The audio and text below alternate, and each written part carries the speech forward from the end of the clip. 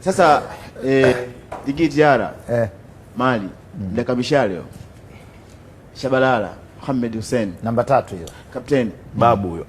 Namba 2 mchezaji pekee ambaye ameweza kutengeneza consistency ya uchezaji wake. Tangu ametoka upande wa pili mpaka Young Africans. Namuona ubora wake ni ule ule, hajawahi kuflop. So upande wa pili katokea Azamu timu ya vijana. Mimi nataka kumwacha. Kwa sasa talent. Sasa mwacheni, msimchachawize, mwacheni apange kosti yake. Na mtu ambaye anaweza kukaba mpaka upepo. Anakaba mpaka upepo. Israeli Patrick Mwenda. Huyo anakaba mpaka matatizo, nakwambia ndugu yangu. Na ukikaba na Mwenda unakaba na Mwanza mzima. Unajua yule anatokea Mwanza. Mwanza mzima anakaba Mwanza mzima anakaba Mwanza mzima. Na Ibrahim Baka. Ndio. Visiwa hivyo vya Marashi. Ibrahim Baka katikati. Na Bakari kapteni mwendo wa Mnyeto. 4 na 5 hao. 4 na 5. Toe namba 6 pale. Nakuja Duke Abuya. Namba 6 hiyo. Kuja nani hapa ndugu yangu bwana Mtamba Mabao. Mudasiri. Kwa hiyo Duke Abuya anacheza na muda katikati pale. Tunacheza na muda katikati. Sawa bana. Yanga Afrika bana, tuendelee, anakuchachawiza wewe. Katoka kwenye academy. Tuendelee. Striker bali. Namba 7 huko na kijana wangu anachukua Prince Dube. Tuke pembeni Dube. Akole Dube anatokea pembeni, pembeni Dube. Prince Dube Mpumalelo.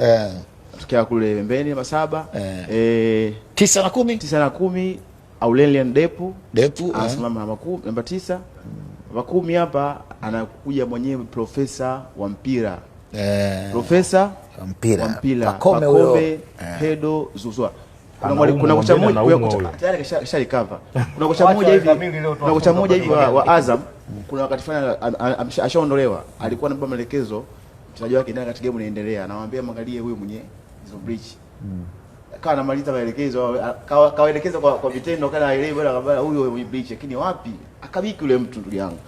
Tunaposema tunaweka kuna pointi 3 leo. Bado mchezaji mmoja wa pembeni namba 11. Namba 11. Niliuliza mimi anajua timu yake, nikaonekana kazi. Maxim pia Nzengeli.